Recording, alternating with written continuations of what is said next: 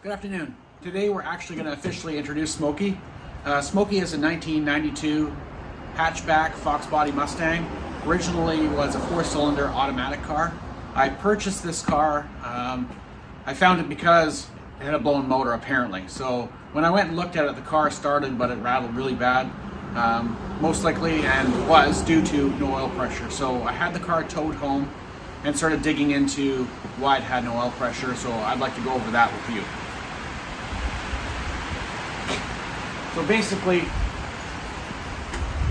your timing belt drives your distributor shaft, which also in turn drives your oil pump, which would be mounted right here.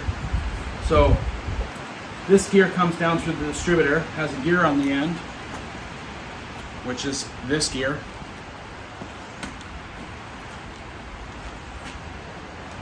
Distributor comes through here and drives this shaft, which is driven by the T-belt. The distributor gear shears, which in tow takes out the gear on this auxiliary shaft, which is driving the oil pump, which this gear is toasted. Once that happens, if it was a distributor car, you'd have no spark, car would die. On a car that's got a crank trigger or cam sensor, etc., it would keep running and have no oil pressure because the oil pump is not being driven. This is a super common problem with these cars that I found out now, and I'm not sure why. There was no problem with the distributor. It wasn't seized or anything like that. The only thing I could think of is maybe that the car ran low on oil, it got hot, expanded. Maybe there was a small temporary seizure in the oil pump drive shaft that caused this gear to tear up.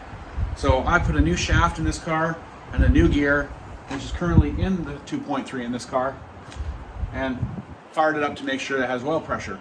Since then, the car had great oil pressure, and I drove it as a daily driver for 3-4 months. The car has no issues. Since then, I've converted it from an automatic to a 5-speed and done a bunch of other upgrades and preps to do what we're about to do, which is to put Turbo Rustang's old motor into this car. This leads me to check the bearings in this, because this car had an oil pressure problem that we needed to figure out. So I've since pulled the pan, and we're going to pull the bearing caps and we're going to see what's going on, because I didn't see any other problems with the motor and I suspect it was in the bearing. So let's check that out. Okay, let's dig into this.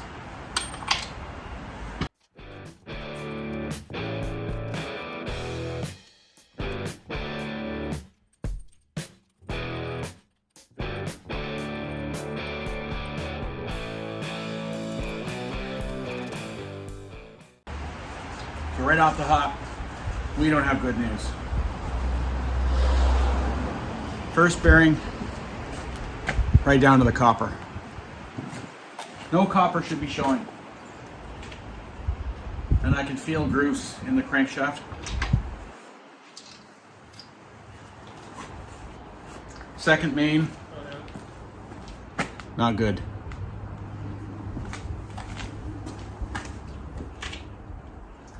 This one I can really feel grooves and scratches in the crankshaft. Whoa. Thrust bearing is toasted.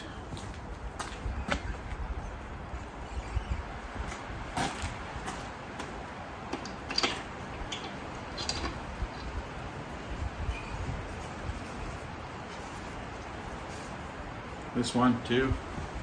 Bad news.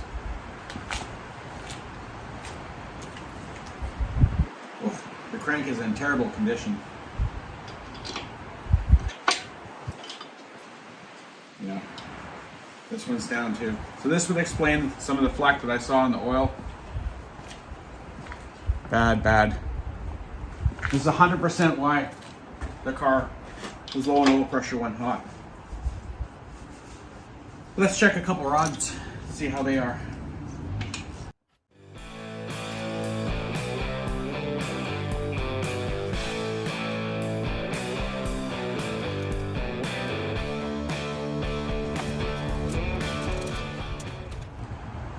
Yeah, so rods are bad too, bad scratches to the bronze.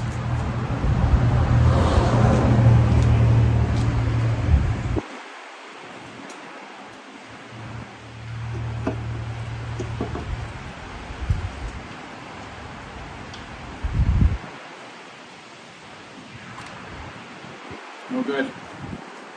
Bearings are all wiped out.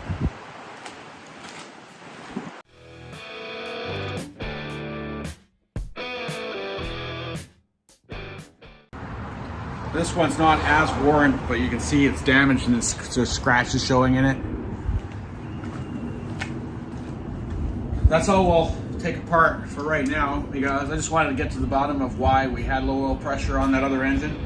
This crankshaft now would have to go out and get polished, and probably we have undersized bearings, probably at least 10 thou bearings, but we'll probably pull Smokey's motor apart and use Smokey's crank and use that crank in this motor with a bunch of new bearings and stuff that we'll order after to make sure that's still standard and that crank is in good condition, and we'll go from there. So the next thing to do is we'll start pulling the motor on Smokey so I can rob the parts and get the head off so I can get checking out the head, and we'll start building this motor so we can get this motor back into this car with the new turbo set that we got. I'll see you then.